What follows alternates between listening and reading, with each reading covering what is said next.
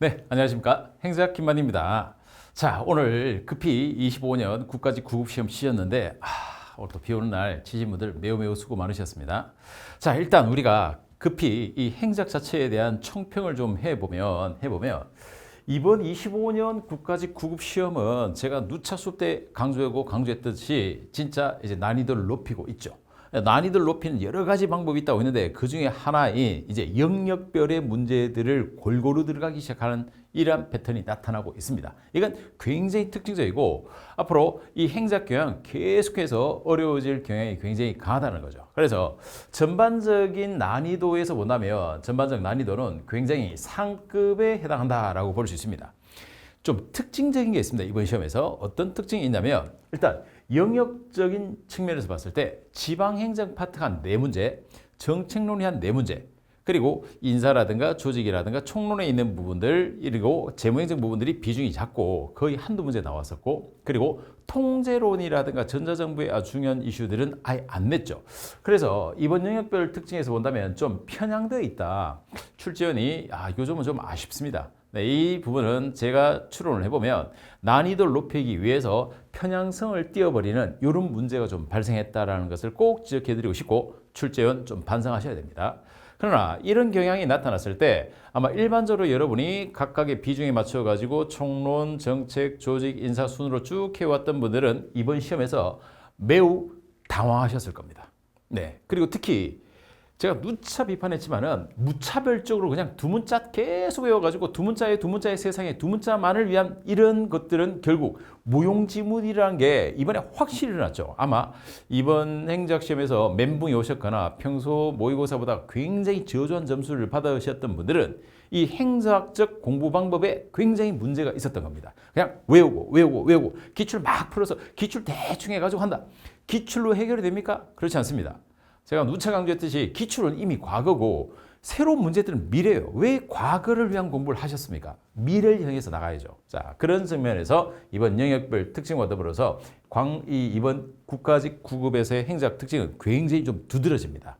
그리고 난이도가 확실히 높아졌고 그러면 이런 과정 속에서 그러면 행작이 그렇게 절망적이냐? 그렇지는 않습니다. 이번 시험에서 총 20문제 중에서 재교재와 재수에서 빠졌던 것 딱 하나입니다. 뭐냐면 더러운 손 딜레마. 이건 굉장히 시사적인 문제로 낸 거예요. 사실은 이번 우리나라의 여러 가지 정책 상황과 겨냥해서 더러운 손 딜레마. 이건 아마 기본적으로 어떤 교재도 없는 그냥 출제원이 끌어들인 문제라고 하더라도 그러나 이 문제를 틀리는 게 아니라 추론해 풀 수가 있습니다. 충분히 가능했었고 나머지 19문제는 제 기본서와 또 특강과 그리고 600제 강의에서 제가 이 문제 꼭 봐둬야 됩니다 했던 것들이 그대로 들어왔죠. 대표적으로 볼 수 있는 게 제도화된 부패의 문제라든가 그리고 또 블라우스 컷의 모형 이거 꼭 봐두라고 제가 600제에서 아예 문제까지 냈었죠. 그것도 그대로 적중했었고 그리고 지방공기업의 문제라든가 그리고 공기업 파트에 있는 평가의 문제 이것도 기본서에 그대로 들어와 있는 우리 기본서 만행자 기본서를 그대로 인용한 문제들이었다고 보실 수 있습니다.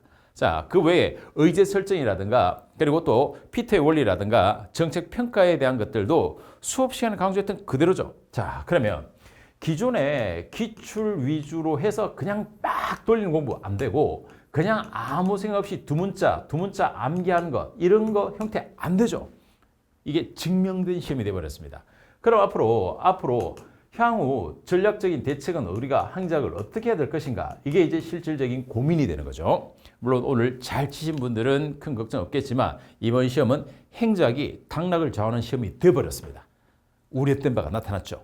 그러나 앞으로의 대책은 이제 행작을 이런 기출 돌리기 혹은 두 문자 암기 형태로 가셔서는 안 되고 정확하게 행작적 체계와 가장 이론적인 학습이 토대가 되고 여기에 이제 실력의 역량을 키워가지고 적중해낼 수 있는 영역까지 돌파해서 즉 한마디로 말한다면 제가 수업 시간에 이야기하듯이 행작은 해야 될 바를 정확히 하는 공부를 하셔야 됩니다. 잡단 쓰레기 공부를 하시는 것이 아니라 이 구조 속에서 이제부터 앞으로의 시험은 행작이 아주 중요한 핵심적인 전략적 과목이 될 것이라는 건 분명한 사실입니다. 자, 오늘 시험 전체적으로 수고하셨고 이 총평과 더불어서 각 문항별 세부적인 것과 만행자가 왜 19개를 적중했는지는 자세한 해설 강의에서 또 여러분에게 안내드리도록 하겠습니다. 자료들은 네이버 카페 만행자에 올려두고 있으니까 여기에 많이 많이 들어오셔가지고 활용하시기 바랍니다. 자, 수고하셨고 이제 세부 각 시험별 항목별 해설에서